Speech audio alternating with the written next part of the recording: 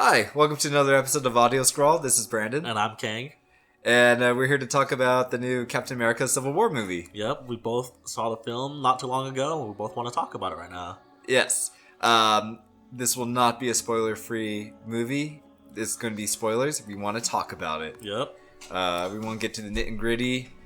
And, just have a good discussion about it. Mm-hmm. It's a lot of neat stuff. We're going to break it down. Alright, would you like to start us off, Kang? Okay, yeah, sure. Right off the beginning, they start off on a flashback. I guess Hydra is implementing a sleeper agent code into with Bucky, the Winter Soldier. Mm-hmm. Yes. So once they say these code words to him,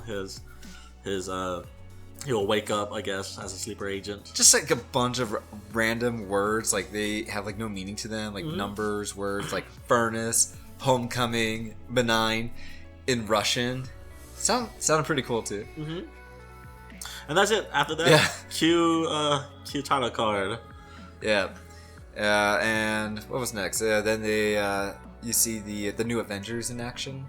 I believe was next. Mm-hmm. The new Avengers in action, which was Captain America, Falcon, Scarlet Witch. Was that it? Black Widow. Black Widow. They were in like Lagos, I think. Mm-hmm. Lagos in South, or not South, but in somewhere in Africa. Mm-hmm. And yeah, so there's like a terrorist group or a bad guy organization that's like coming in and ran by Crossbones. I forget the character's name. He was in the second Captain America movie, and yeah, so he survived from the second movie and is just coming in and doing stuff. And it was pretty cool to see Crossbones like that. Mm-hmm. Yeah, and it was just there was nothing. There's almost no point to Crossbones aside from just showing off the how the teamwork goes in the new Avenger teams. I really dug that scene. I like the first action sequence because it was really cool to see like all the characters, see what they can do, where it felt like Falcon had an upgrade. Mm-hmm. He really had that aerodynamics where he's just like swooping in and he kind of like he gets close to the ground and then he pulls up quickly, twists around and kicks like these two bad guys, and it was really neat. And then he's using his wings like shields. Yeah, so I like that. Yep. And then and that happens. They still a MacGuffin that we don't know anything about because it doesn't really pertain to the story at all. And in the end, Crossbones tries to kill himself and the surrounding area, including Captain America, in which, before he does, Scarlet Witch encloses him in a force field of some sort and launches him into the air. I guess he couldn't control her powers all that well, and it blew up part of a building. Her powers are still kind of like I'm starting to get an idea of what she is, but she kind of feels like she's a Jean Grey mixed with Invisible Woman about like using force shields or force fields. So yeah, I mean she does like not telepathy. What is it? Telekinesis. Yeah, she kind of does like more telekinesis and energy balls and force fields. Mm-hmm. After that, did it cut back to the Winter Soldier? Because back in 1991, he had to go grab some things.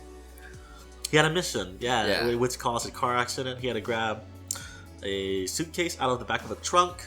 I guess this footage is very important to the film. It goes back to it towards the end of the movie, and then cuts to Tony Stark. He's doing a press conference, looking very young. Yeah. The de-aging technology that Marvel seems to like using, especially like on Michael Douglas from Ant-Man. Yep. But pretty much this entire scene sets up a mother confronts Tony Stark about, hey, her son died in what's that place called? It's Sokovia from Age of Ultron. From Age of Ultron. Yeah. And she puts the entire blame on Tony Stark. Kind of a parallels. Well, it does parallel to the Civil War comics. The mother of a son that was killed in a event situation that has the Avengers involved.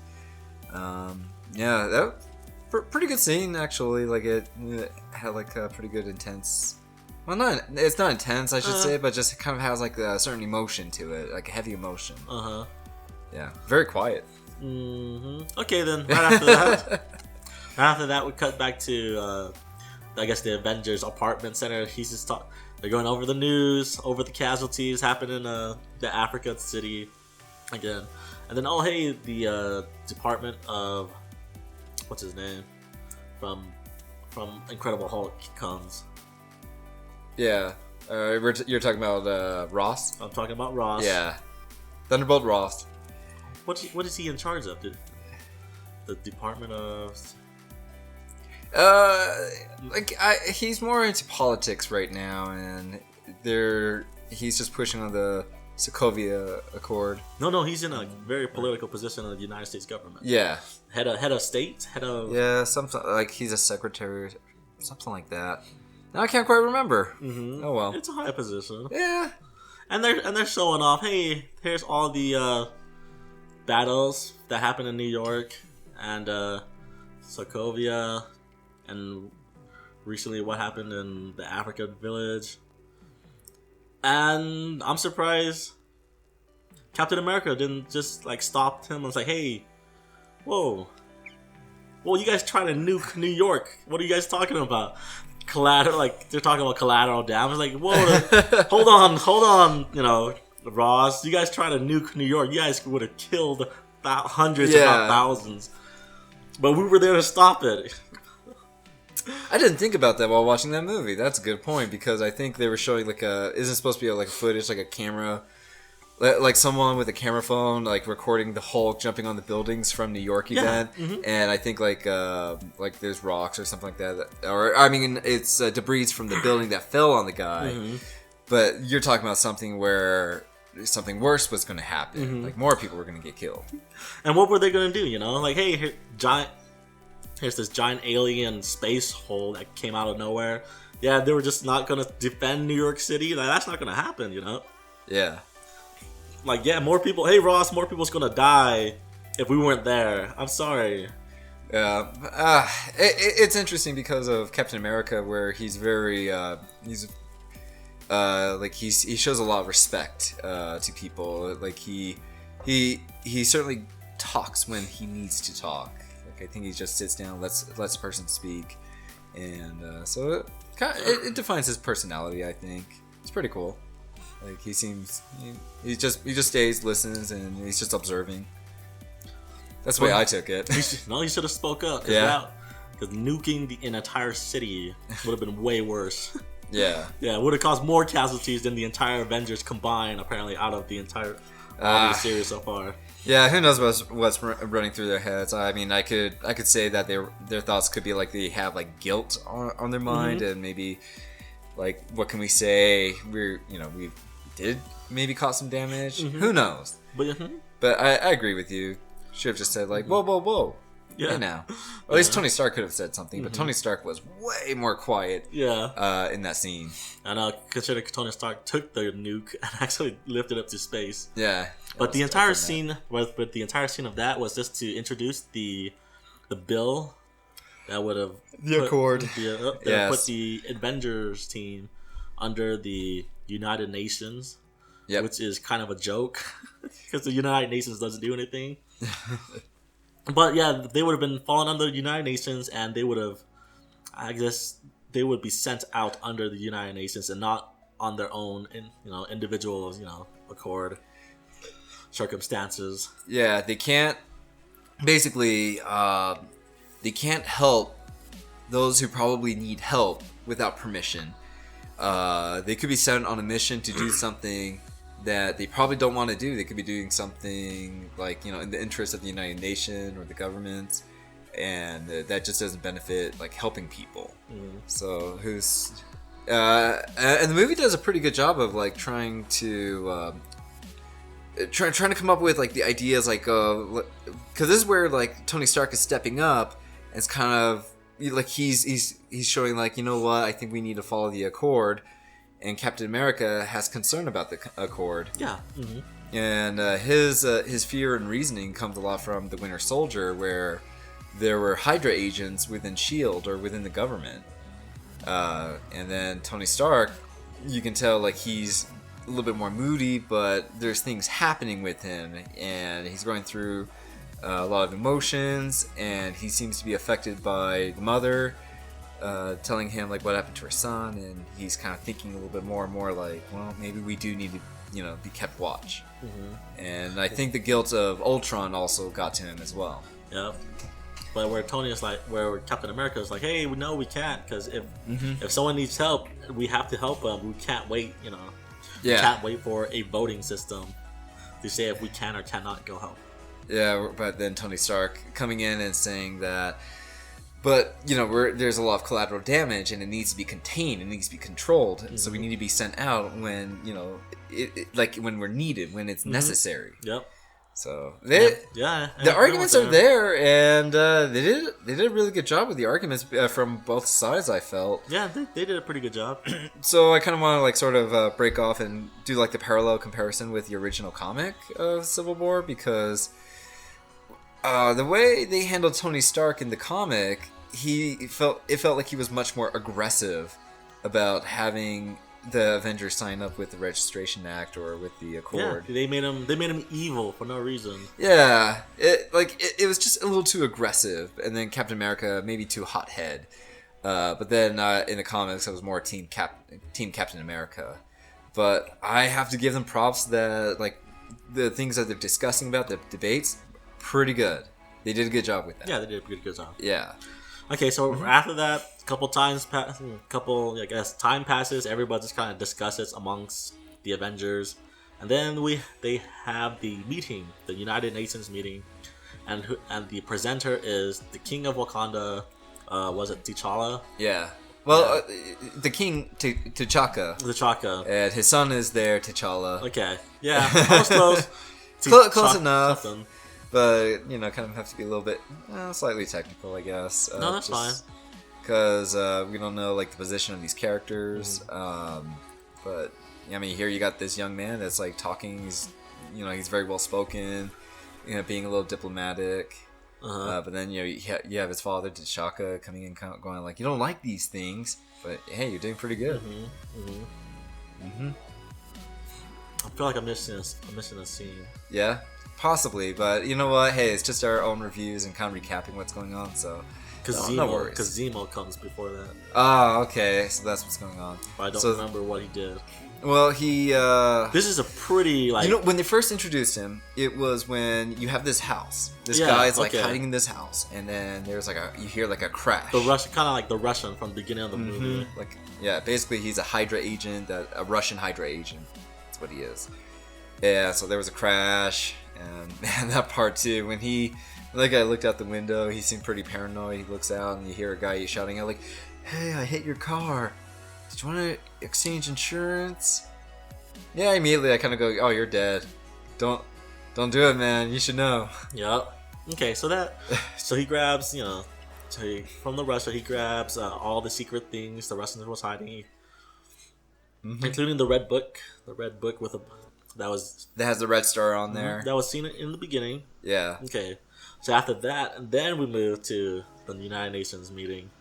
Mm-hmm.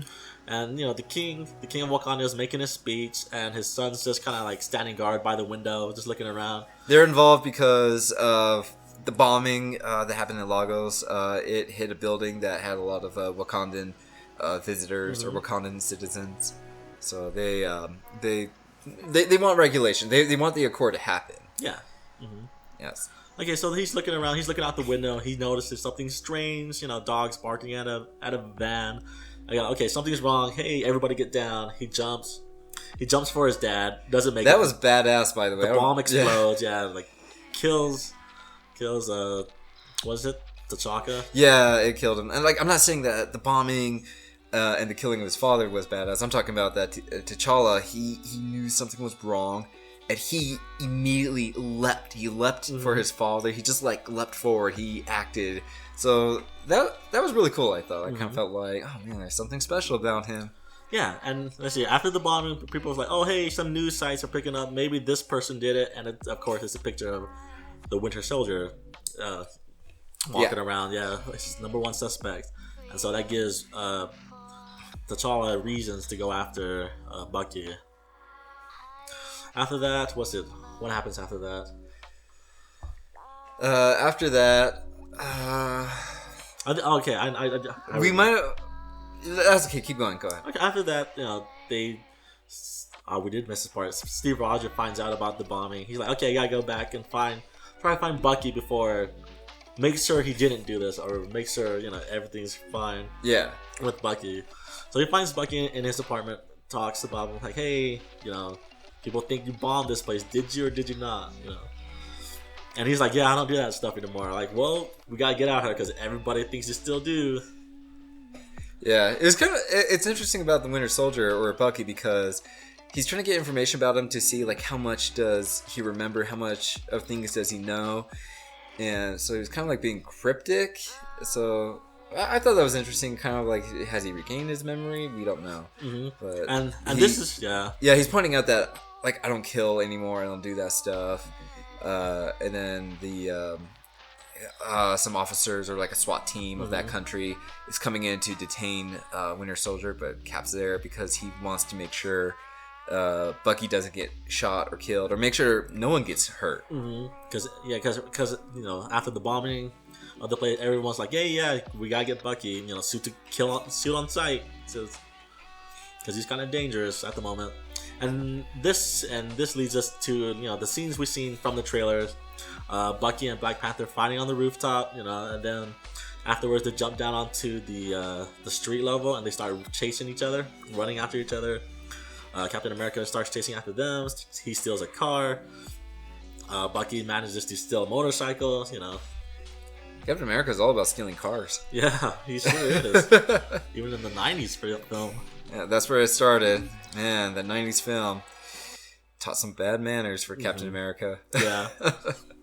So the chase happens. Everybody, it comes to a standstill, and then like they all get detained by the local authorities. What did you think of that scene, though? That whole chase. It was good. Yeah, I liked it. It was pretty cool chase. Yeah. It's the first time they introduced Black Panther. There he is in his suit. Which to someone who doesn't know Marvel films or who's not following the Marvel films, it came out of nowhere, mind you. Yeah. Like, hey, here's T'Challa. All right, he wants revenge, and then all of a sudden Black Panther shows out of nowhere. There's no introduction for Black Panther. Here's this guy in a costume. Yeah. You know what? When you say it like that, it's fascinating. Sometimes I feel like it's a shame. Like, I could never see the other side there where I know these characters and I'm so fascinated about like what characters are going to end up in a movie. Who are they promoting? So I find out about these things in advance. It doesn't spoil anything. No. But I just kind of have like this expectation. But then I wonder about the other people who are like, who the hell is this guy? Yeah, who's this guy? Where did he come from? Yeah. Batman wannabe. But yeah, that's interesting. You pointed that out too. But yeah, I mean, there's no connection. There's a lot of that in this movie, in my opinion. And I like the idea of the other perspective of someone who like doesn't know like Marvel comic characters. You just see Black Panther, and it's like, who the heck is this guy? Who's under the mask? That there makes masks effective. But yeah, so the chase happens. They get detained. His mask. He takes his mask off. War Machine appears too, like he's with the other. He's with the authorities. To stop him, and he just goes like, "Your Highness." So once again, you've learned that Black Panther is the prince. It's T'Challa, and Falcon makes a remark to him. So you like cats? Yeah. Yep. So they still have the humor in there. Yeah, it's pretty fun. It has the same tone. Yeah, so far watching that movie and right to the point where we got to, it has the same tone as the Winter Soldier. I felt just sort of that, kind of has like that. I mean, you have these characters. The costume, the outfits they wear, and the stuff going on. They're colorful, But then at the same time, there's a certain element of seriousness as well. Yep. And right after that, let's see, and then continue on. Let's see, they detain all of them. They have Bucky in a special cell for him. They throw him all the way, to wherever they need him. They detain him into a special room by himself in a lockbox, and then while Falcon, Captain America stays with the rest of the gang. Tony Stark's there, of course, and they start talking again. Of course, it leads to the line you hear in the trailer. I wish I could, punch you in your perfect teeth. Yeah, kind of going back and forth, but pretty good scene just because you see that in the commercial. But yeah, they did such a good job with how they handled the previews and marketing, because you'll see those scenes, but when you watch it in context, there's actually way more. There's way more to that, because it ends up showing Iron Man or Tony Stark telling Captain America, like, I need you. Like, he's kind of like professing to him, like sometimes I want to punch you in your perfect teeth, and he's just kind of being all honest, like, come on, like, you're part of this team, like, you're what, like, holds it together, and, like, I feel you need to sign this. Mm-hmm. Yeah. Okay. So that was a pretty good moment. Yeah. We'll be, I guess before we continue, the people who did, we'll see who the teams are at this moment. Yeah. So the teams who did sign it is, of course, you see in the trailer, Tony Stark, War Machine, Vision. Vision didn't sign it. He's just for the Accord. Like he said, he makes a logical point about why this Accord might be good for them, because he felt that ever since Iron Man appeared, superpowered, like enhanced humans or technological advanced people are starting to appear exponentially. So kind of has like that Star Wars moment that actually makes way more sense, where he's pointing out, saying that powerful people brings out powerful villains and brings out challenge and stuff.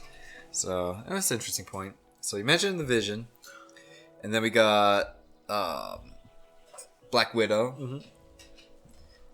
Sorry, man. War Machine, Vision, Black Widow. Are we missing anyone else? War Machine? No. Yeah, that's four so far. Well, and that's it for now. Yeah, Black Panther, but he's not really. He doesn't really have to sign it because he's already for it. Yeah, well, I have to admit that I can't say that he's part of the Accord. It's more like he's a neutral party, but he definitely has an objective. Yeah, and that's taking down the Winter Soldier. And so the rest of the gang didn't sign up with the Accord, and Tony Stark has Vision, I guess, babysitting Scarlet Witch, making sure she doesn't leave the apartment building until things get settled.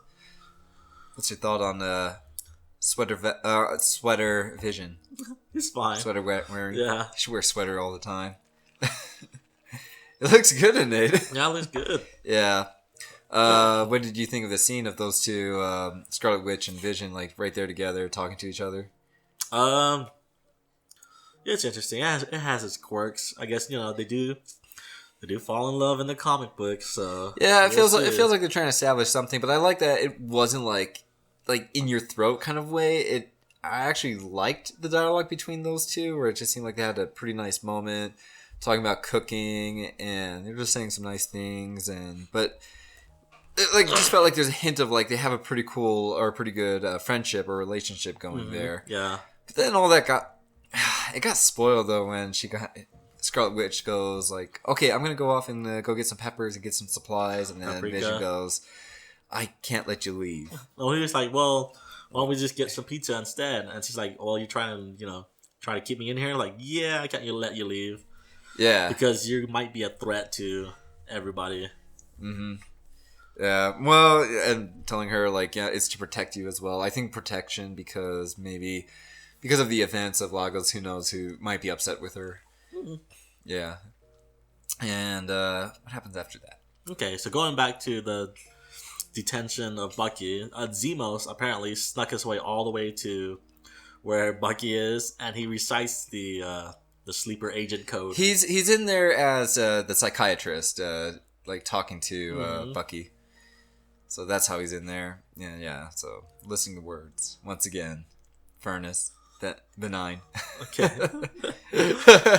It was awakens Bucky again. I guess he tells him what happened We don't know. back in 1991. Yeah. Oh, we do know. It's very easy to put pieces together once you literally see like the first three pieces. Of the Yeah, puzzle. Like, it's set that. up. I had a feeling too. Like it was set up as soon as I saw the car crash too. I go like, all right. Yeah.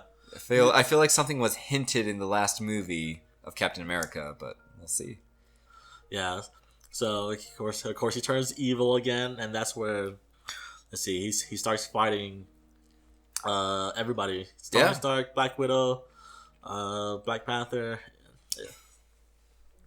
In that place, let's see. He leaves again. He escapes. Tony Stark chases after. Not Tony Stark. Steve Rogers, Captain America, chases after him. He knocks him out, and then he wakes up and he like, okay, I'm not a sleeper agent anymore. And then that's when he tells him like, yeah, okay, I've got my memory. That's when Bucky tells Steve Rogers, where he's like, hey, I've got my memory back. Your mom's name is this. Yeah, I'm a good guy again. I think he's since the end of Winter Soldier, he's always had his memories back. He's always had it seems like he was just trying to play it safe too when they first had the meeting at his apartment, being cryptic, and I think you kind of see like it kind of shows like he's protecting himself and protecting others. So yeah, pretty cool. I like how they're handling the Winter Soldier. Yeah, so they're kind of revealing like. He reveals about that he's not the only Winter Soldier, that there are others. There were 5 more? Yeah. Yeah, there were 5 more Winter Soldiers created who were stronger than him. Yeah. Mm-hmm. And they were just put to sleep back at the Hydra base where they were created. And I guess this is where Zemo's ultimate goal was, to go over there and awaken the super soldiers. Okay, and right after that, what happens?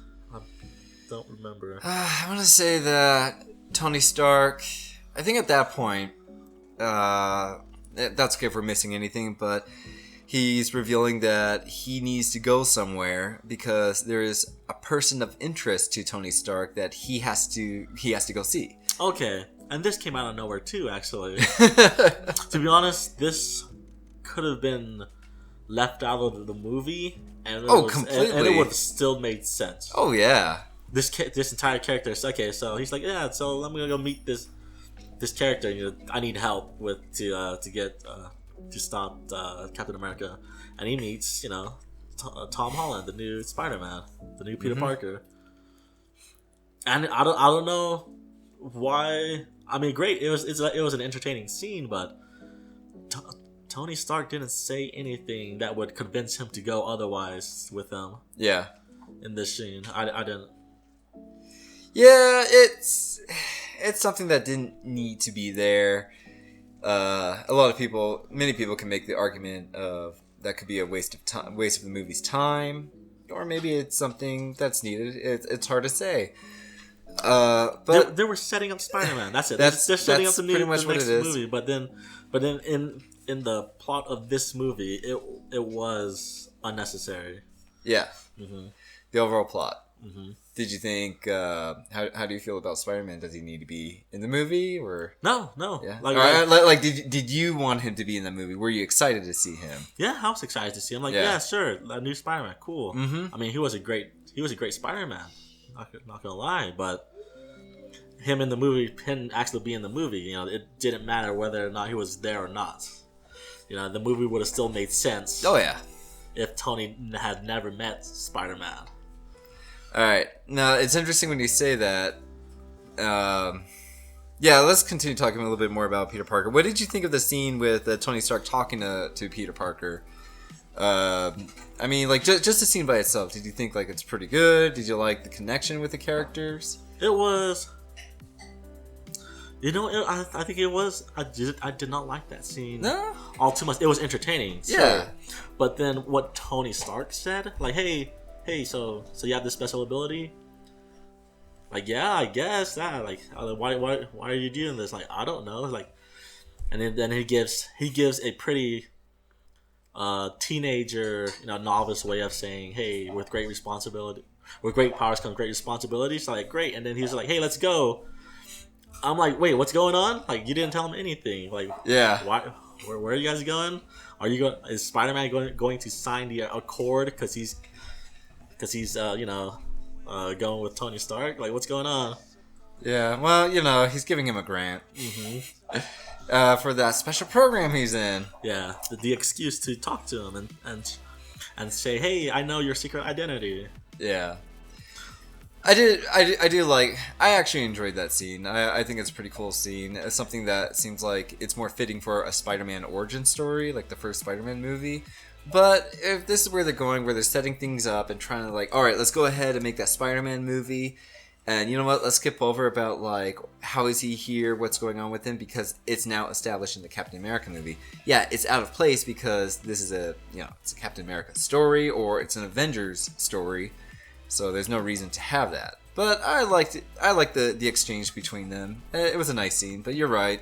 There was no reason for Peter Parker to go with Tony Stark. It's like, what the hell's going on? Yeah. He has no motivation to be part of the fight other than he wants to impress Tony Stark.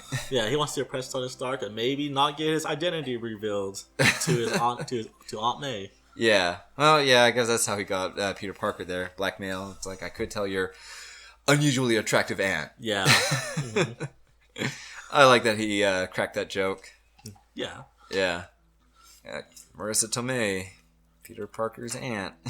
Okay. Yep. And then right after that, a scene that also came out of a character, I guess, that also came out of nowhere. Just like Spider-Man, this character, he didn't have to be in this movie either. That's true.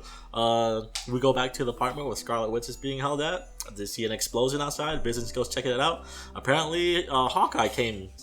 Oh, you're talking about Hawkeye. Yeah, oh, I thought you were talking about someone else. Never mind. I jumped the gun, guys. I'm talking about Hawkeye. Okay. Yeah. All right. Let's talk about Hawkeye. Hawkeye came like, "Hey, I gotta get you out of here. We're getting you out of here." I'm like, okay. I'm like, right before that, I'm gonna get someone. I'm like, wait, where'd you come from?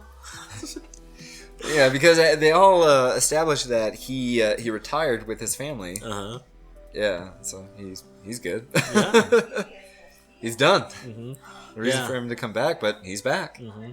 And then right after that, we cut to Captain America's team. They're in a parking lot garage by the airport, apparently. They're like, "Hey, this everybody, one more person." And then you see Scott Lang in the white van coming out with Hawkeye and Scarlet Witch. It's like, "Hey, our last member." They're like, "Wait, where did he come from?" Because Sam Wilson knows a guy. Yeah.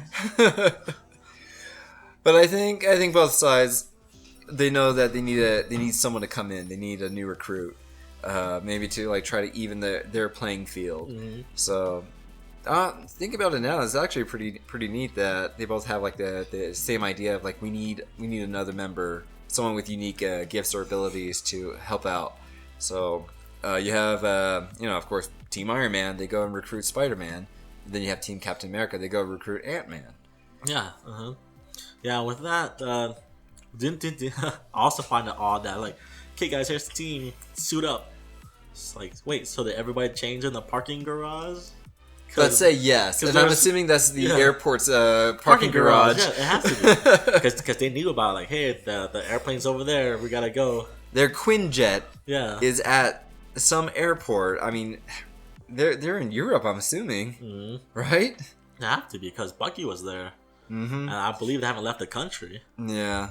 So some Quinjet is located in a hangar at the airport. The announcement came out and is telling everyone to evacuate the airport. I'm guessing Tony Stark or the government's telling or contacting the airport hey, there's fugitives, enhanced human fugitives there. We need to clear this place out because we need to detain them. And so Team Captain America is trying to get to that Quinjet. Yeah. Then now Team Iron Man, they're there, and they're there to stop him. Team Iron Man's there to stop one person. Yeah. And at this point, geez, their goal, that's a little overkill, don't you think, Tony Stark? Their goal is basically to detain Winter Soldier, and Captain America and the rest of the crew basically are aiding this fugitive that they're after, so everyone's pretty much in trouble. Yeah, and they did, the thing is that Iron Man didn't know about the rest of the team. So for him to bring himself, War Machine, Scarlet Witch, Spider-Man, just for 2 persons, little overkill. Oh yeah. And the fact that they lost too, and this brings up, you know, what people's been anticipating from the trailers, the airport fight scene. You know, Team Captain America versus Team Iron Man. Yep. 2 teams from opposite sides, very comic booky. What did you think? That fight? Yeah. The whole fight scene? Yeah. What did you think of the fight? It was amazing. I loved it. It was fun. It was just fun. I think, you know, there is some humor going on in there as well, where they all know each other. It does have like some emotion there, where you got some of these characters where they don't want to fight each other, because it just seems more like you have one team that's trying to do something good. They know, like, hey, this guy is trying to activate these Winter Soldiers, we gotta stop him. The other team is like, hey, Winter Soldier is doing terrible things, we gotta detain him, we gotta detain you guys, you gotta stop. So it's not something where they're trying to violently kill each other, but they just have different goals. No, the fight.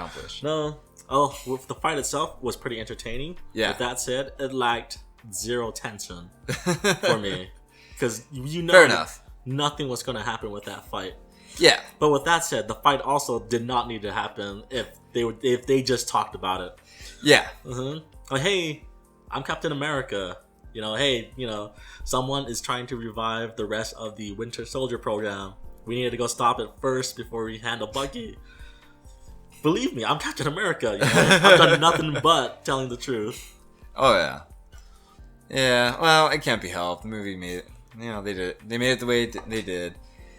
The thing is that if you look at it, it can be helped. That's the thing. but I understand, yeah, because it would have been writers, pretty boring, man. yeah.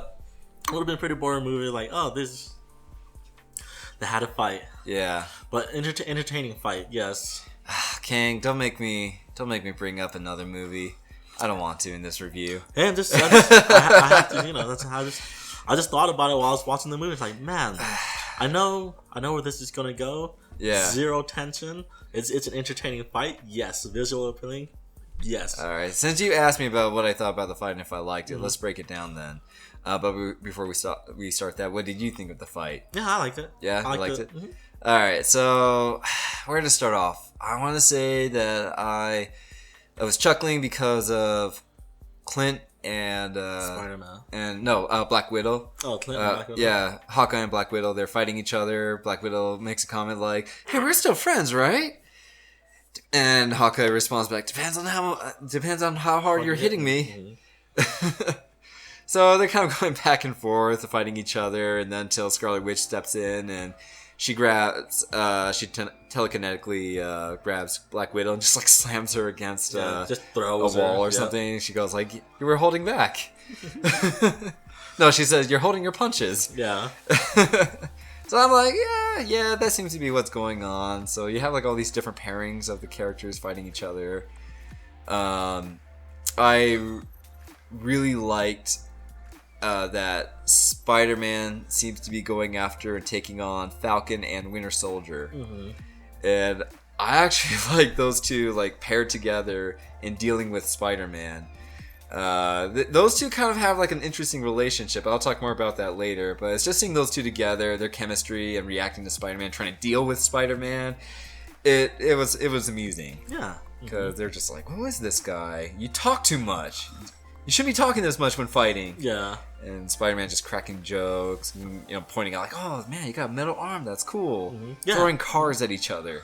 Which was a terrible idea. Could have killed Bucky right there instantly. That car? Yeah. Yeah. The car that missed his face by like an inch.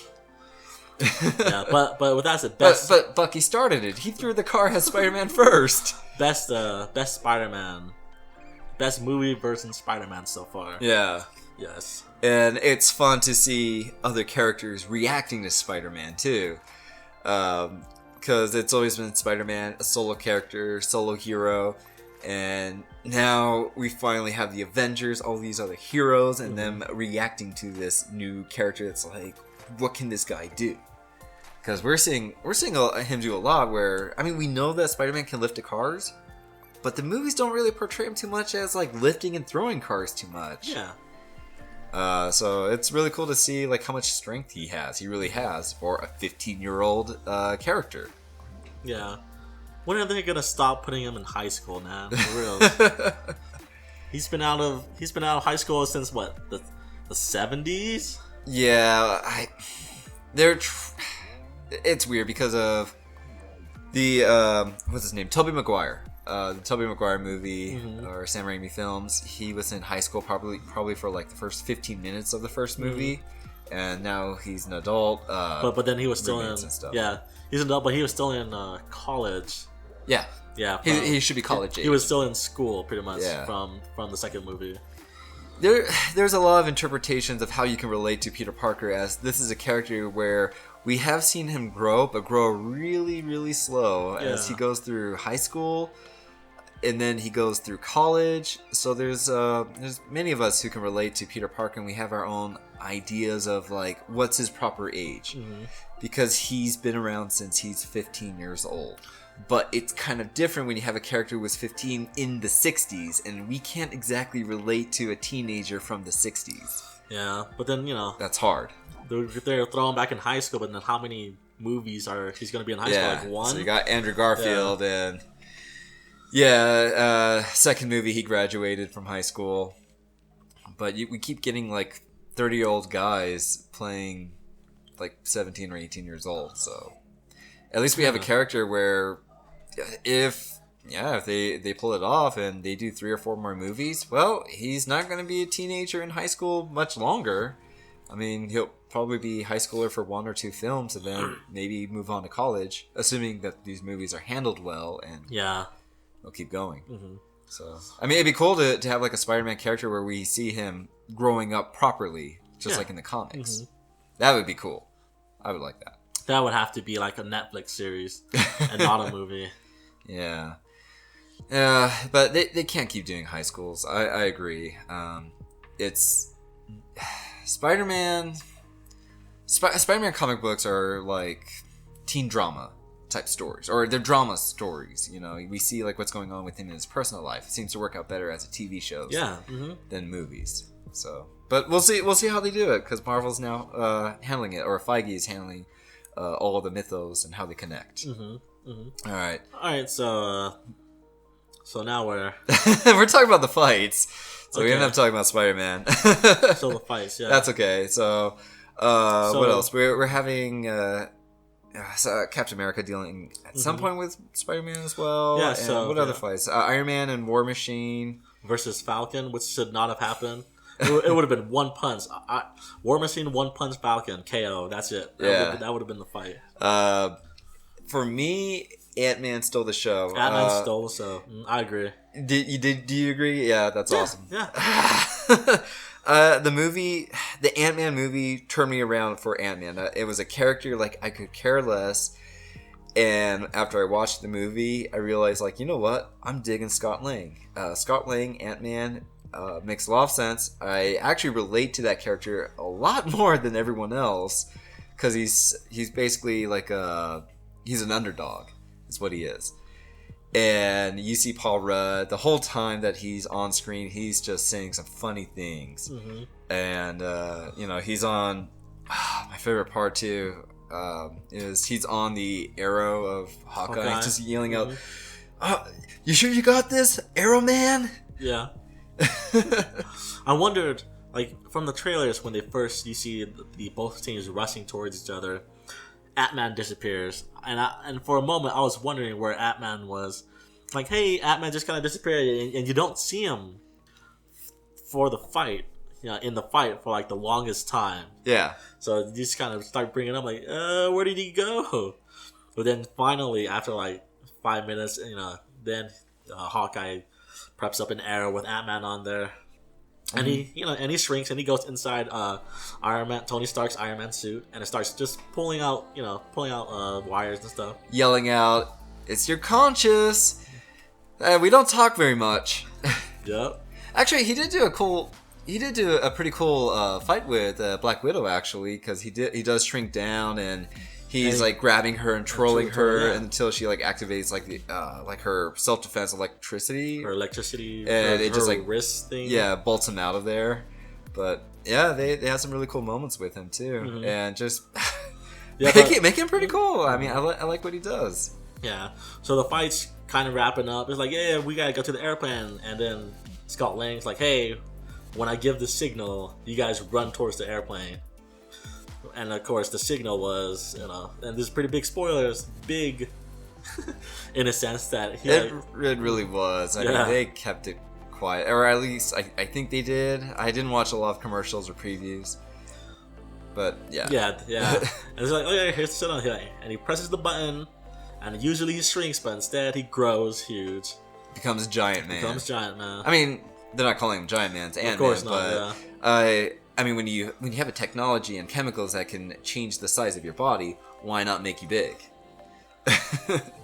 And yeah, that was awesome. It was a moment that I was questioning, like my brain was processing seeing Giant Man as he's grabbing the wing of an airplane, he's ripping it off, and he's swatting Iron Man and War Machine around, and I'm like, there is a giant person, giant man, like there is a giant person there. My brain is trying to process like he's there. It's kind of goofy. And as I'm questioning like the goofiness of like seeing a giant person there, the fan side of me of like the Marvel universe and the fan side of Ant-Man, I just accepted it, going, yes, I love Ant-Man. I like seeing this. This is really cool. Yep. But I'll tell you who's like the biggest mystery, like who really disappeared. Vision. Where was he? Oh yeah, Vision was he was dealing with Scarlet Witch. Yeah, I guess so. For a moment. Yeah, they had a long fight. I did like that part where Vision appears and he goes into like he goes transparent, or he goes through Ant-Man, and Scott wigs out. I was like, there's something inside of me. I'm sorry, I gotta say one more thing. Another line that I love that Scott Lang says too is where when Spider-Man took Captain America's shield and saying, "Hey everyone," Ant-Man is tiny and he sneaks in and he takes the shield back. It goes up and goes, "Here's your shield, Captain America."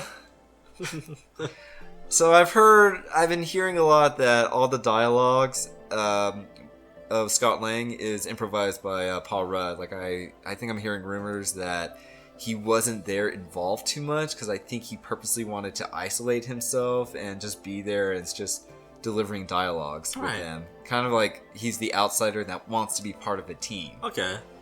If that's true, that is brilliant, because that just makes the character shine even more. Yeah, more kudos to him. Sure. Yeah, I'm so stoked for the next Ant-Man movie. It needs to happen. Yeah. And it will. But of course, this part, actually, so he grows big. Bucky and Captain America runs towards the plane. They get inside. They start taking off. The fight's wrapping up. Iron Man and War Machine takes off after the airplane, the jet. And there's no way they're not catching up. And so Iron Man's just kind of like, "Hey, Vision, we need you to shoot down this airplane." And I guess this was kind of, I saw this, and this is the part from the trailer where Vision shoots out, because he was distracted by Scarlet Witch, because I guess Vision kind of like knocked her out. Or she got knocked out. I don't remember who did it. Someone did. And he felt kind of bad for us. He wasn't kind of paying attention, so he shoots out his beam. It was aimed for a Falcon. And Falcon dodged it, and right in front of Falcon was War Machine. And so from the commercial, it hit War Machine in the chest, and he starts falling down. Yep. Because when this happened, both Falcon and Iron Man, starts flying towards War Machine, trying to catch them. Of course, they didn't make it in time. War Machine didn't die. He was in critical condition, got sent to the hospital, and then Bucky and Captain America goes off to Siberia. Yeah, I'm gonna say Siberia. Siberia to chase after Zemos, who went there to find the super soldiers. Mm-hmm. Yep. Mm-hmm. And then Captain. Oh yeah, so Tony Stark, he goes to the raft, and the first appearance of the raft. Oh yeah, yes, that super gel. The super jail that so far is holding, what, 5 people? Yeah, 5 people. Where's Abomination? Yeah, right? Where do you go? How did they detain Abomination from the Incredible Hulk? That's like the perfect location to hold him. Man, I like the Incredible Hulk movie. But yeah, you have this gigantic facility that's like that seems to be in the ocean that actually seems to be underwater and then comes back up when like people needs to enter when they need to put prisoners in there. Mm-hmm. Yeah, and all they have is just heroes in there. Tony Stark coming in, he's checking on the heroes or the team cap and checking how they're doing and stuff. But Hawkeye upset with Tony Stark, telling him like, "Would you expect was going to happen? This, like, we're thrown in jail, and we shouldn't be here. We should be helping people." Yep, because they are Avengers, Yeah, and then you have each person's kind of making like a comment to Tony Stark. He goes up to Scott Lang. Scott Lang makes a comment saying, "Hank Pym always says never trust a Stark." And Tony Stark goes, "Who are you?" Yep. Come on, man. Alright, once again, he steals the show. Yep. He's trying to be somebody. Scott Lang just wants some acknowledgement, people. Come on, Ant-Man's a hero too. Yeah. Yeah, I like that exchange. That cracked me up. But, okay, yeah. And then he goes to Falcon. He's like, Tony Stark shuts off the security cameras for about 30 seconds. Like, hey, I need you to go. I know where Captain America went. I need you to tell me. And I guess Falcon's like, hey, we're not really enemies. I'm not gonna tell you. But then Tony, before that happened, before he visited the prison, Zemos revealed that hey, he killed the counselor, the psychiatrist, and framed Bucky. Like, so he knows, Bucky was framed. Like, okay, I'll tell you, but you have to go as a hero, as a friend. So then Tony Stark gets to this chopper, flies away, and Black Panther is underneath Tony's Iron Man. Yeah, like he was hiding in the cloud. He kind of appears and he follows Iron Man.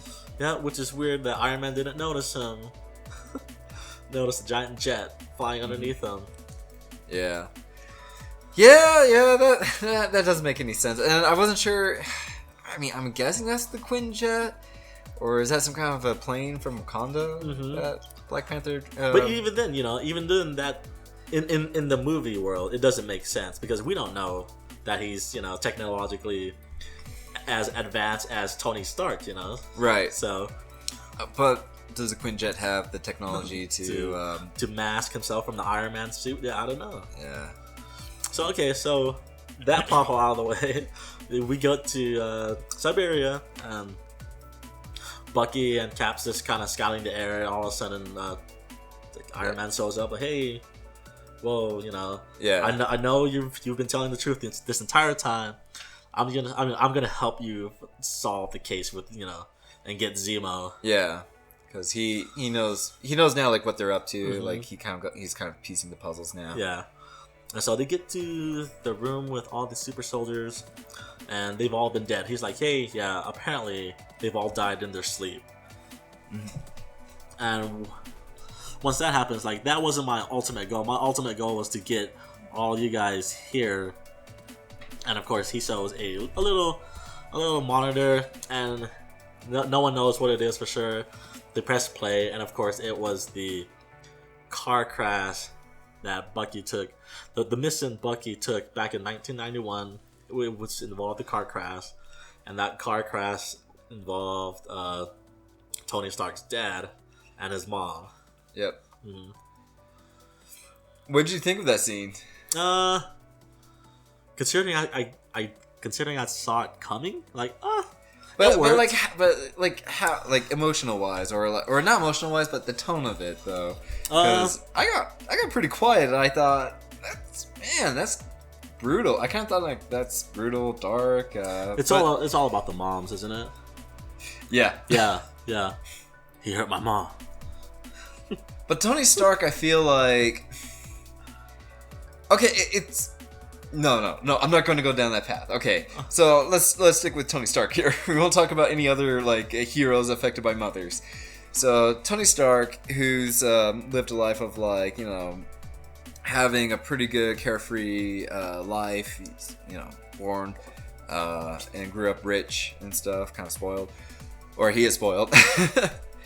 And so we don't see too much about, like, his emotions going on about his parents, but we knew something was going on there about, like, in the first movie he talks about, like, I never said goodbye to my dad. You know, I always wondered how he felt about the company, how things were going to turn out and stuff. So you knew, like, he had, like, some kind of regret, like, unfinished business with his father. And then we kind of see in the beginning of this movie that there seems to be something like some kind of connection with him and his mother, but then he has like this distance with him and his father. So now we're kind of seeing the emotional part about like his parents being killed and stuff like, yeah, his parents being killed, and he's just really upset. But then he says that line, "Son of a bitch killed my mom." Yeah.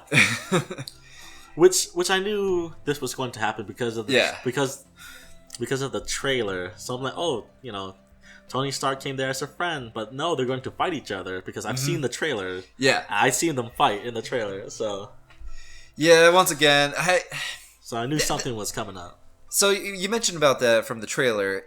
It's one of the things that kind of got to me that it bugs me, but it didn't ruin the experience of watching the movie. No. As it shouldn't. But it's funny that this isn't the only movie that's done this where it's showing a fight scene this is a fight scene at the end of the movie. Mm-hmm. Now, to be fair, I'm certain there's a lot of movies I've watched in the past where they show scenes from the final fight. Star Wars. Yeah. So, but as long as they don't show too much and as long as they don't show the context of the story, they did pretty good. You know, like I knew there was a fight coming up, but the reason why did it happen? Pretty damn good reason, to be fair, actually, because we're seeing... because Winter Soldier killed his parents. Yeah, the Winter Soldier. We're seeing Tony Stark in this movie. He's going through like a roller coaster of emotion, actually, because the previous films he's pretty carefree in the way he's been, the way Robert Downey Jr. portrays the character, but this one, just a lot of stuff is finally hitting him.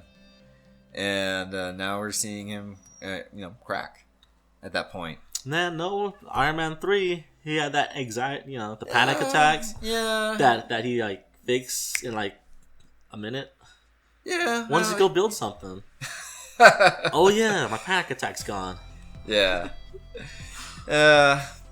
True, but, yeah, it's close to death and aliens and all that. But this one, I don't know. I kind of feel like the emotions he's going through, it's different. He's not going through like an alien invasion and almost dying in space and being caught up in a nuclear explosion. This one's more like him, like just dealing with like personal emotion, not just like oh man, we're in danger all the time. Pepper Potts. He's having a rift with her because he hasn't signed a contract to come back. back. Pretty much. Yeah, probably just like Natalie Portman. They don't want to be back. Yep. It's a damn shame. But they should, because what else are they doing, right? Yeah. The tragic life of superheroes. Yeah. They just can't keep their main actresses on board. Yep. Anyway, but yeah, that was intense. So Tony Stark, he's really, really upset. Like he sees the footage. His parents got murdered by the Winter Soldier. I like that little exchange there where he asks Bucky, "Do you remember them?" And Bucky goes, "I remember everything." And you can see like the pain in his face. Like he's tortured. Like we see like Bucky, like he's doing things like he's been aware of and he doesn't want to do, and is just forced to do that. So he's witnessed all kinds of horror. Right. Yeah. So that's pretty cool. Like pretty intense scene, but I really like the exchange. It's really cool. And then of course Captain America, he can't let this. He has to save his friend because it's his only friend left. Like, it's the only person who came from where he came from. Oh yeah, Well, I guess with that said, Yeah, you know what I'm talking. Yeah, going back to the very beginning. very beginning. What's her name? What's her name? Peggy Carter. Peggy Carter got killed off screen, and they went to her funeral. And of course, it hurts a lot for Steve Rogers because she was one of the only persons from his era who knew him, who understood him. Yeah. Now she's gone. The only person left is Bucky, and he can't let Iron Man kill off Bucky. So yeah, it's all he's got. Mm-hmm. By the way, for Peggy Carter, or the actress, I forgot her name, but for her to kind of die off screen, you know what? That's okay because this actress, as well as the character, so well represented from Marvel. Mm-hmm. They've given her they have her good mm-hmm. character story arcs. She has her own show. 2 seasons. Now it's over. Yeah, now it's over. So she was in the first movie. Yeah, pretty good love interest there. And then in the second movie, I liked that she came back and they put like aging makeup on Mm-hmm. her, and I like the connection that they were having. But then she seems to have she has a form of dementia Mm-hmm. as well. And so in the third movie, she passes away, and now he's going out with her niece. let's talk about that later. But yeah, there's a thing, but I want to talk about that because it's kind of one of my favorite moments in the movie. Okay. All right, so Captain America defending Bucky because it's his only friend left. Mm-hmm. And this is the fight you see in the trailer where Cap and Buck is just tearing Tony Stark down. Like he did not stand a chance for the most part. Yeah. Mm-hmm. But in the end, that's just the fight going on. Yeah. What did you think of the fight at the end, though? It was good. I mean, it's not as huge and epic as like the airport scene. No. But this one had more meaning to it. Yeah. The airport scene was just fan service. I can't help but to kind of go towards like Return of the Jedi, where the final fight between Luke Skywalker and Darth Vader. I've always liked that final conflict because it's purely like an emotional type of fight, and this one kind of had like that same kind of vibe to it, where like how did it come to this? Mm-hmm. That's how it felt like. And I can't help but to think about what Bruce Banner said in the first Avengers film, where he pointed out saying like, this isn't a team, this is a time bomb. And I would say that could be like all it takes to break a team apart. You have all these enhanced powered people, and one chink in the chain, something that goes wrong, and they just collapse. Yeah, and just some normal guy planning to make them fight each other. Yeah, like another superhero movie. That was his. That was Zemo's. That was Lex Luthor's plan. Wait a second. Bam. Hey, you did it. I didn't do nothing. All right. Yeah, but that was because let's bring it up. I'm sorry, you brought up Lex Luthor, and I want to say this about Zemo. I want to call him Baron Zemo so bad, but he's not a Baron. Yeah. But Zemo, at least I understand his motivation. At least he explained, or things are being explained, like why he did what he did. Why he wanted the Avengers to tear itself apart. He's a normal guy. He knows he couldn't do anything about it, but he's... I can't remember the lady's name, but the mother at the beginning of the movie, whose son died from the Sokovia attack, she's upset. She blames Iron Man, but she confronts Iron Man and is just being verbal about it, and that affected him. Zemo, on the other hand, is taking action. He blames the Avengers in his own ways as well, and he was a soldier. Seems like a special forces, and yeah, he wanted the team to tear itself apart. He just wants revenge because his family died from the outskirts. But I know his motivation. I see why he did it, and so I thought, yeah, I'm fine with that. I'm fine with him. It's not the Zemo that I wanted. No, I don't think it's anybody. I don't think it's any of the comic fans Zemos that they wanted. Yeah. So it could have been just some random new guy. I mean, they could have done that. It could have been, and I still would have been fine with that. Do you think he's gonna come back? No. Yes. So we're not there yet. Okay. We're not there. Do you want to talk about it now? We're pretty much there. I mean, after. Okay, let's do this. Mm-hmm. So Captain America and Iron Man are fighting. It's getting pretty epic. Bucky is trying to get out of there, trying to escape because Iron Man's after him. That didn't work out. The fight is just intensifying. He destroys Bucky's arm. Bucky's knocked out. Yep. And then he charges towards Iron Man. Iron Man is blasting his repulsors at him, and it's the iconic image of Captain America like holding his shield up while Iron Man is blasting at the shield. That's really cool. Just one of those images. You know what? I'm gonna say it. Just like Batman v Superman, where you see a lot of images from the comic. That's probably like one of the images that you see from the comic. Except handled better. I don't know. Just look cool. So anyway, that happened. It was just going for looks, Brandon. Come on. Nah, that's not.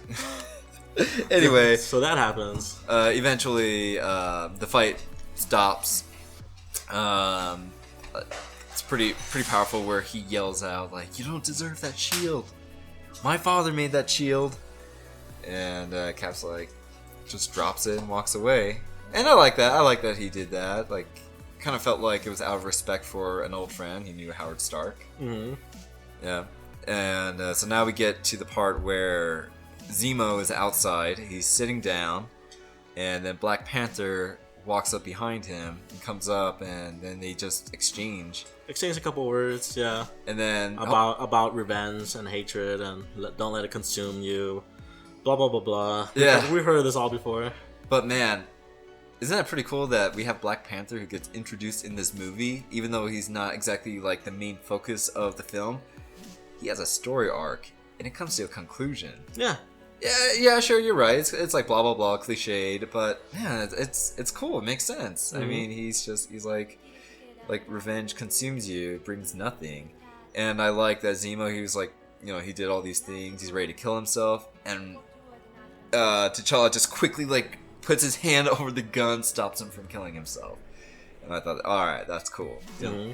Finally, a villain that didn't end up dead. That didn't end up dead outside of Loki. Yes. Yeah. But then but then he wasn't interesting enough. I don't think they're gonna bring him back. So we'll see. Yeah. But I'm glad he didn't die. I'm sick and tired of villains getting killed in films. That I just feel like it shouldn't happen. I mean, look at Loki. I mean, the first movie, it's like, yeah, I mean, Tom Hiddleston did good as Loki, but he comes back in the next movie and, you know, it just becomes like a more interesting villain. Not just a villain, an interesting character. No, Loki should have died in the second movie. He should have. Like, he was such an... Because from the very beginning of Thor 2, Thor did not trust Loki, at all. Like, at all. And then so throughout the entire movie, he's like, hey, you know, I'm not going to trust you. And then at the very end, Loki sacrifices himself to save Thor. And he kind of, like, apologizes to Thor in, like, almost in a realistic way. Like, hey, I'm sorry. I want... And Thor finally, at that point, trusts him again as a brother, you know? Yeah. And then at the very end, they throw it all away into the toilet because Loki's not dead. I'm like, oh, never mind. Yeah, Loki's still alive, but I mean, they're pretty good, interesting villains in the Marvel universe, and it's a shame. Yeah, Doom. Yeah, torture me. I know, Dr. Doom, my favorite villain, but oh well. Yeah, there are many other characters, but all right. So that's pretty much the end of. So at the very end, so after that, Black Panther stops Zemo, cuts to a couple weeks. Yeah, I would say a couple weeks. A couple weeks after, you know, let's see. Rhodey is trying to go through rehabilitation. He has like this little tech on his leg to help him walk. Yeah. Stan Lee makes a cameo as a mailman, as a FedEx employee. Yeah.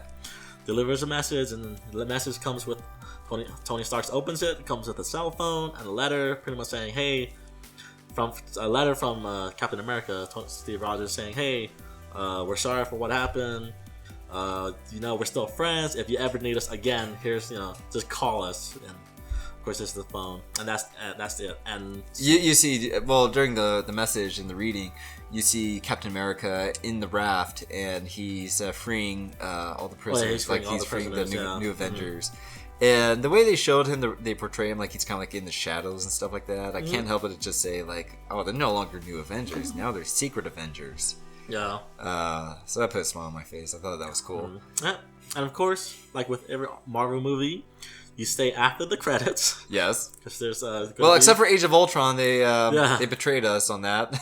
Yep. I mean, there's a mid-credit, that's fine, but the after-credit, it's like, oh, come on, guys. Okay, so same thing. Mid-credits, you saw they're putting Bucky back into cryostasis. It's like, hey, the sleeper agent code's still in my brain. Until you guys figure out a way to completely remove it, it's safer for everybody if I just go back to cryo sleep. And they're like, okay, if you really want this, all right, we're going to put you in cryo sleep. And then... this high-tech lab... It's like, where are they? Yeah, and this super high tech, like, where are they? And then you see Steve Rogers walk towards the window, and you see T'Challa staring out the window with them. Like, oh, okay, this makes sense. Mm-hmm. And so it's like, hey, if they find out you're helping us, they'll come after you. It's like, and T'Challa's like, yeah, let them try. Camera zooms out and it shows the Black Panther mountain, cliffside, the jungle of Wakanda. Yeah, but.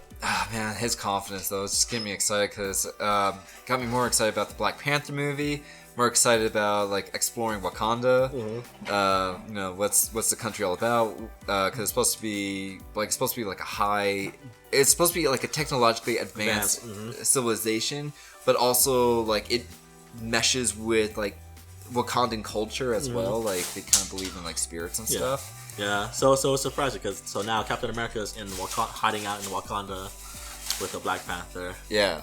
Okay, and then after the after credits, there's another special scene. It pretty much sets up the next Spider-Man film. It shows Peter Parker in bed, just covering up a black eye. All of a sudden, he's tinkering with the web shooter, and this red light comes out. It comes out of it, and he's like, "Oh, what's going on? We don't know." Aunt May, interrupts him for a moment, like, "Hey, what's happening?" "Oh yeah, this bully hit me. His name was Steve." And he had a pretty big friend. Mm-hmm. And then she leaves. She leaves, and then he shows the light up again. He suits it up. The light goes up to the ceiling, and he looks up, and then the camera pans up, and it is the Spider-Man logo symbol. Yeah, basically the. The spider signal. Yeah. It's like an old, it's like tribute to like what Spider-Man had, like this flashlight, where when he uses it, it could scare bad guys away, or just put them on their nerves. Yeah. So pretty much this movie set up two Marvel characters, Black Panther and Spider-Man. Yep. Of course, they're probably still gonna sell the origin story. Yeah, we'll see.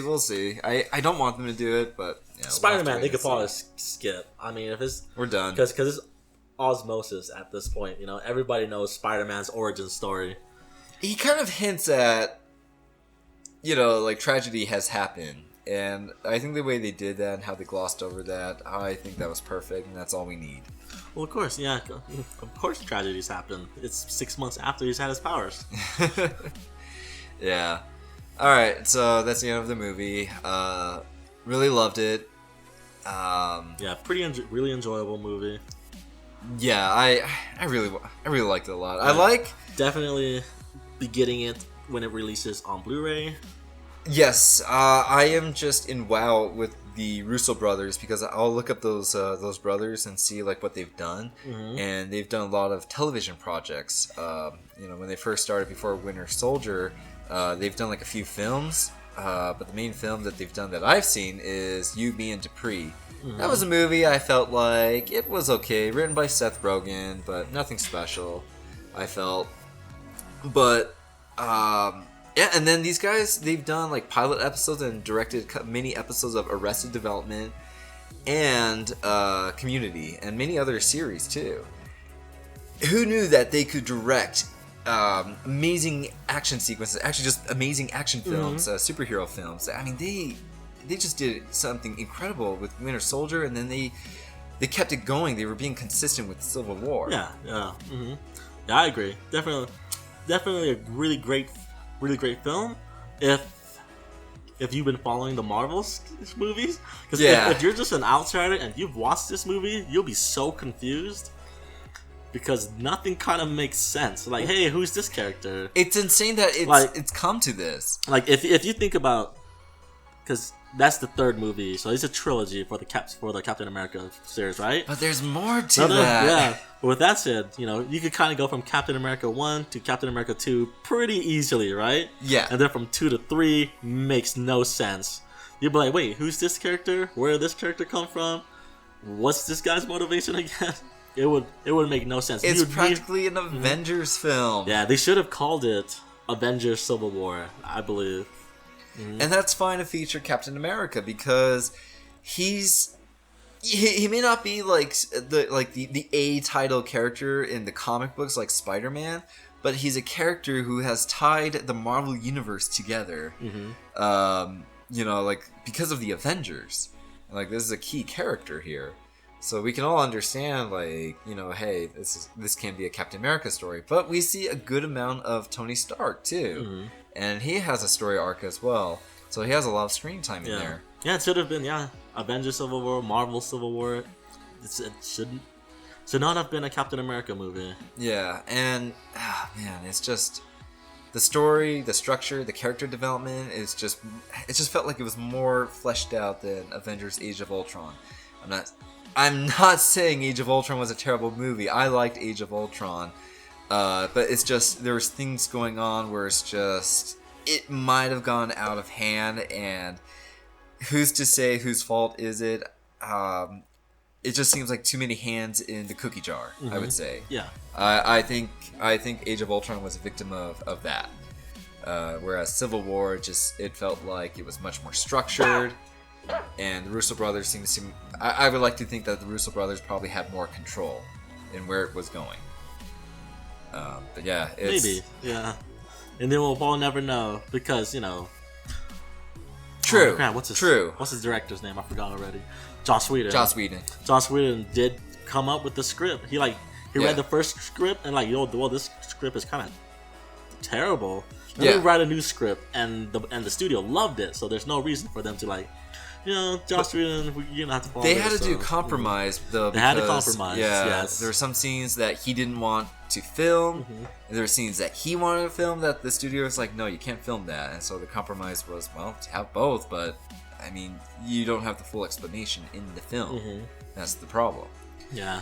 Sorry, I was gonna say, like, since we're on this topic, I'm hearing that I think after this movie or after Doctor Strange, I think future comic projects, they're not going to have any like consultants or Marvel guys like on set supervising so much.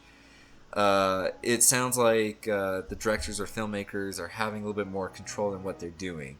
And there's been quite a few controversy that came from Ant-Man and Age of Ultron.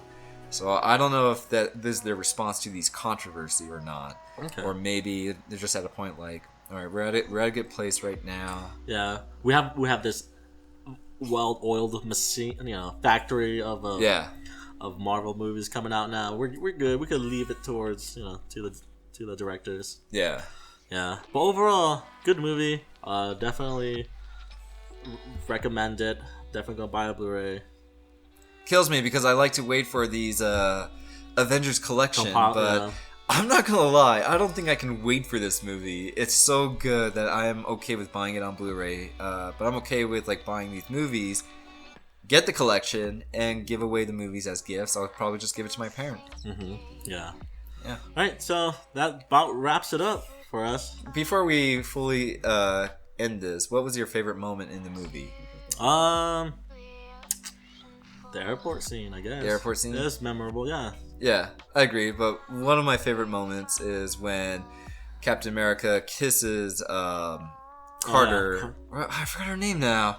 Agent 13. Peggy Carter's niece. Yeah. Yeah, so she was in the movie Winter Soldier. She gets introduced, and her character like the way they explained her and her relationship with Peggy Carter makes a lot of sense, where she was kind of like this uncompromisable agent who questioned like, why are we going after Captain America? Why are we doing this? Mm-hmm. So we kind of see that, oh, okay, so she knows Captain America. Yeah, kind of awkward, since it's probably like someone that might have idolized Captain America since she was a child, and he, had a thing with her aunt. But yeah. I don't know. Whatever. Anyways. So they share a kiss. And I kind of felt like, oh, yeah, a kiss scene. But you know what? Sure, why not? Because, I mean, this girl's pretty cute. And they seem to have, like, a chemistry that started in Winter Soldier. Mm-hmm. So I like that they built something there. And so I kind of felt like another kiss scene. But what made it probably, to me, felt like a really good kiss scene is when he looks back and you see Sam Wilson and Bucky sitting in the car, in the Volkswagen, cramped in there. And there they are, both of them looking at Captain America, nodding their heads with a smile. Yep. Like, good job, bro. With a smirk. Like, yeah. That's my bro. And it's just, I don't know, that all like just ties together, because it's kind of, we also see Sam Wilson and Bucky, and we kind of see them together, but they kind of seem like at odds, sort of like here's my high school friend meeting my college friend. Mm-hmm. How would they interact with each other? Well, a little bit rocky, but at that moment, that's when it's kind of like, all right, everyone's on good terms here. Mm-hmm. Yeah, but I just like that nod and smile. Yeah, like, that's my boy. You have to admit, that was a good scene. It was. No, I'm not gonna lie. All right, now I would say that wraps it up. Yeah. So yeah, sorry it took a little bit longer. Tell us what you guys think about the movie if you guys saw it, and we'll catch you next time. Yeah. Take care. See ya.